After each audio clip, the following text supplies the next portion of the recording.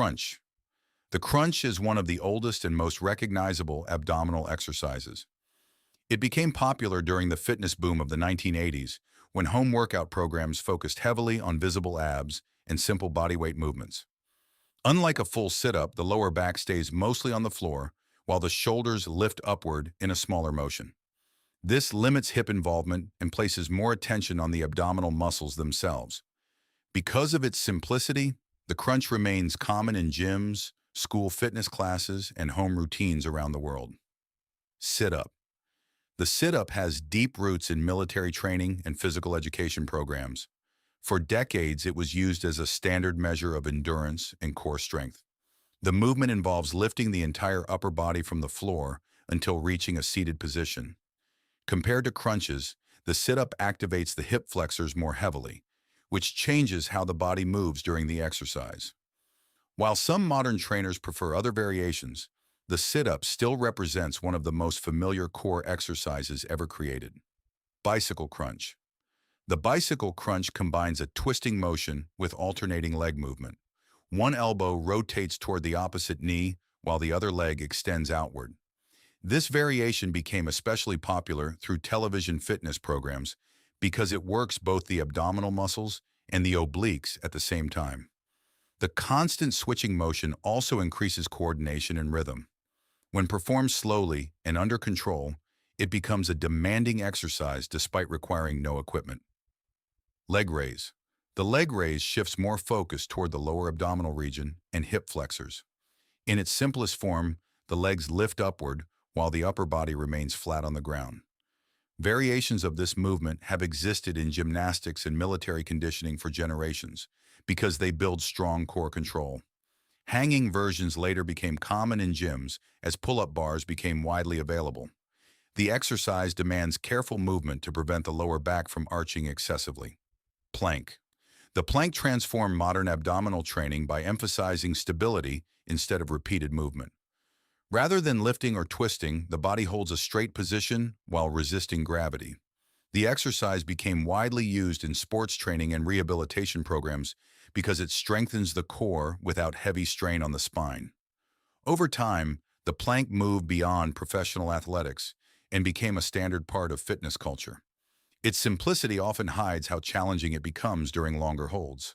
Side plank. The side plank focuses on the oblique muscles and lateral stability. Instead of facing the floor, the body balances sideways on one arm or elbow.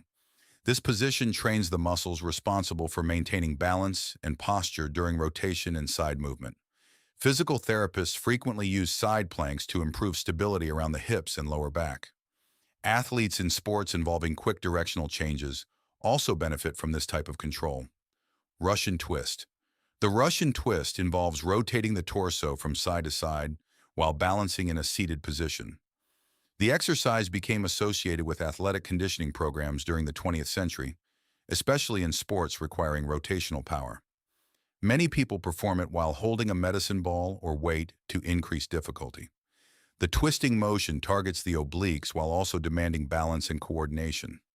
Slow and controlled movement is usually more effective than rushing through repetitions. Mountain climber. The mountain climber combines abdominal training with cardio movement. From a push-up position, the knees drive forward one at a time in a running motion. The exercise gained popularity in boot camps and functional fitness classes because it increases heart rate while still challenging the core. Climbers and athletes often use similar movements during conditioning sessions to improve endurance and body control. The constant motion also engages the shoulders and legs at the same time. Flutter kick. The flutter kick is commonly connected to swimming and military conditioning. Lying flat on the ground, the legs move in small alternating kicks while remaining elevated. The movement creates continuous tension across the lower abdominal area. Naval training programs often included flutter kicks because they build endurance without requiring equipment. Even though the motion appears simple, maintaining controlled breathing and straight legs quickly becomes difficult. V-up. The V-up combines upper body and lower body movement into a single motion. The arms and legs rise together until the body forms a V shape before lowering again. This exercise became popular in gymnastics-inspired training because it develops coordination and full core activation. Timing plays an important role since both halves of the body must move together smoothly. The exercise demands flexibility as well as strength, especially during repeated repetitions. Dead bug. The dead bug uses slow, controlled limb movement while the back stays firmly connected to the floor. One arm and the opposite leg extend outward together before returning to the starting position. Physical therapists and rehabilitation specialists often recommend this exercise because it teaches spinal stability and controlled movement patterns. Despite its unusual name, the exercise is valued for its safe and deliberate approach to core training. Hollow hold. The hollow hold comes directly from gymnastics training. The body remains slightly curved while the shoulders and legs stay elevated off the floor. Gymnasts have long used this position to build the tension necessary for advanced skills on rings, bars, and floor routines. Unlike exercises based on repetitions, the hollow hold depends entirely on maintaining a precise body position.